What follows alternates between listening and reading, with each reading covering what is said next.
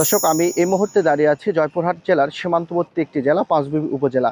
এই পাঁচবিবি উপজেলার ছোট যমুনা নদীর উপর নির্মিত 90 মিটার একটি সেতুর কাজ চলমান রয়েছে। এই সেতুটি কাজ শুরু করা হয় 2023 সালে।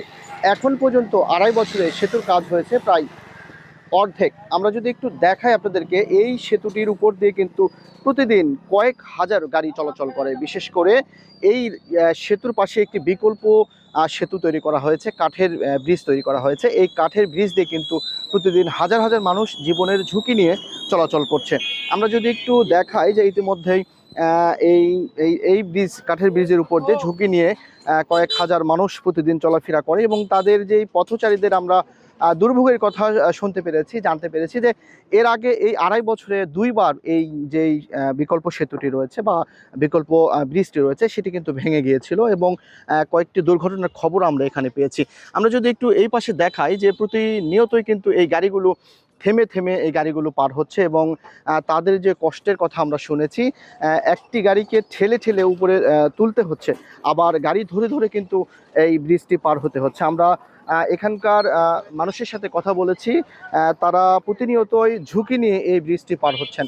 আমরা এখানে খোঁজ নিয়েছি যে কাজটি কিন্তু করে খুবই ধীর গতিতে এবং এখানকার যারা ব্রিজ নির্মাণ করছেন তারা কিন্তু প্রতিদিন 3-4 জন করে কর্মচারী এখানে কাজ করছেন বলে আমরা অভিযোগ পেয়েছি।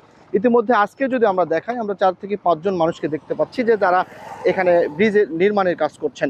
তো সব মিলে যদি বলা যায়, এই এলাকার মানুষের কিন্তু চরম একটি ঝুঁকিপূর্ণ অবস্থায় কয়েক হাজার মানুষ এই রাস্তা দিয়ে চলাফেরা করে। যেহেতু পাশেই সীমান্ত এলাকা, আমাদের এই পাঁচবিবি উপজেলার সীমান্ত এলাকার বেশিরভাগ কৃষি পণ্য নিয়ে যাওয়া আনা করা হয় এই কাঠের ব্রিজের উপর দিয়ে, যেটি নিয়ে যাওয়ার সময় অনেক সময় ঝুঁকি নিয়ে যান এবং দুর্ঘটনার খবর আমরা পেয়েছি। তো হয় আমরা একজন পথচারী এখানে রয়েছে, আমরা তার সাথে একটু কথা বলতে চাই। এই ব্রিজটা দিয়ে পার হতে কেমন কষ্ট পোহাতে হয়, কতদিন খুব কষ্ট বা চিরান্ত কষ্ট হচ্ছে। কষ্ট হয় আপনাদের একটু বলবেন? কষ্ট মানে দিনে আমাদের কতবার যাতায়াত করা লাগে। এই যে প্রেজেন্টার নামা ওটা, নিজে গাড়ি নিয়ে ওটা নামা কত অসুবিধা। আর এই ব্রিজ অর্ধেক নিয়ে ভাঙ্গে তার মানে ঘুমোতে চায়। দর্শক, আপনারা যেটি শুনলেন যে এই ব্রিজটির উপর দিয়ে চলাচলকারী পথচারীদের কষ্টের কথা, জনদুর্ভোগের কথা।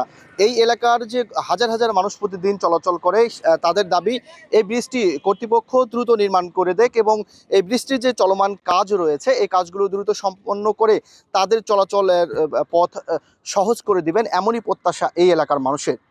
এই ছিল জয়পুরহাটের পাঁচবিবি উপজেলার যে সেতু নির্মাণের কাজের সর্বশেষ খবর।